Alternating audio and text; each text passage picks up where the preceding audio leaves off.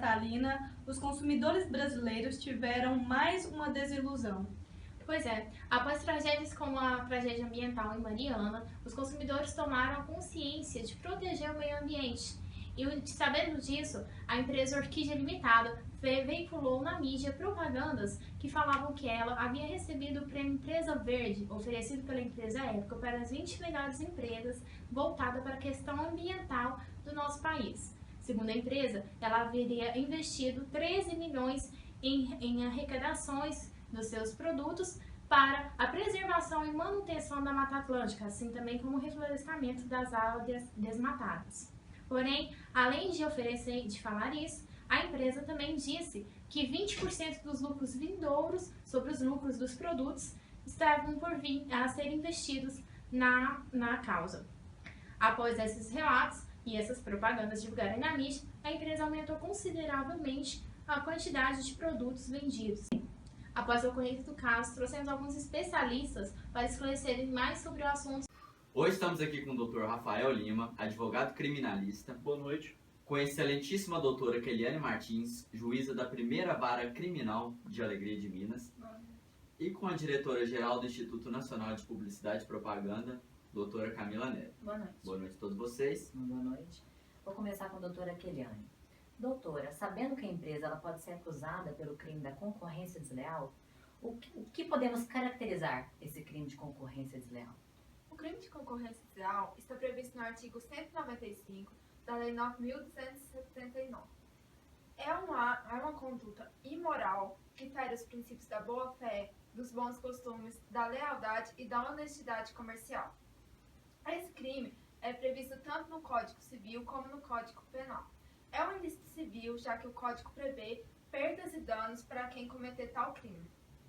É um ilícito penal, pois esse crime pode denegrir a imagem do concorrente, pode confundir os produtos do concorrente, quando, por exemplo, faz uma propaganda que veicula característica própria da marca em sua própria propaganda. Pode ocorrer também quando o concorrente pede para que o funcionário falte da empresa, ou então faça produtos que não correspondem realmente à empresa, denegrindo assim tanto a imagem como o produto da empresa. Ou pode ser quando a empresa veicula propaganda publicando ato sigiloso, algo que é sigiloso, que conseguiu de maneira ilícita, configurando assim o crime de concorrência desleal. Passo a palavra agora para o Dr. Rafael. Sim. Doutor, algum requisito que podemos verificar essa caracterização do crime da concorrência desleal? Sim, Bruno, necessariamente há alguns pressupostos, né, que caracterizam esse crime de concorrência desleal. Um deles é a desnecessidade do dolo, né, ou a fraude, bastando a culpa do agente. Então, necessariamente, não precisa da vontade, né, desse ato de concorrência desleal, fazendo com que haja publicidade enganosa, certo? Dessa forma, aí, atingindo ao público, né, a todos. Então, necessariamente, você não sabe quem aquela publicidade atingiu, necessariamente podendo aí atingir o seu concorrente. Então, dessa maneira, né, decorrente disso, há outro pressuposto, que é a desnecessidade de verificação do dano em concreto. Então, por que há essa desnecessidade? Porque apenas havendo o risco, né, de ocorrer esse dano, o dano a quem? À comunidade e, segundo, também ao concorrente, que essa concorrência desleal pode trazer. Então, dessa maneira, também, outro pressuposto, deve haver a necessidade da existência da clientela, então ela sendo eminente, ou ela podendo existir, né, daquele produto, o que está disseminando naquela propaganda, lesando assim o crime de concorrência desleal. Dessa maneira, tem que haver a clientela para poder caracterizar. E também a competitividade entre fornecedores de um mesmo serviço. Então, por exemplo, mesmo que haja concorrência leal entre, por exemplo, um serviço de eletricista e um cara que está vendendo aí seu cachorro quente, são serviços diferentes, um da área estrutural de uma casa e um de área de alimentícia. Então deve ser também na mesma área. Terminando assim o raciocínio, Bruno, trazemos o último pressuposto, que é do ato ou procedimento suscetível de repreensão, certo? Que deve ser um ato aí, com um ato repreensível com desrespeito a preceitos, certo? Do direito ou de moral. Então, necessariamente, para a caracterização, né, dessa concorrência desleal, também, esse último pressuposto, deve haver sobrangência, um ato abusivo, né, e de suma importância para caracterizar esse crime, que poderá atingir atos não previstos na legislação, mesmo que podem ser entendidos como desleais. Então, é um ato subjetivo. Então, pode ser, né, contemplado na legislação ou não. Vai depender de cada caso. Seria isso a explicação dos pressupostos. Obrigada pelas palavras, Rafael. Vamos continuar. Doutora Keliane, em relação ao crime de concorrência desleal, como se porta a questão dos sujeitos e do objeto desse crime?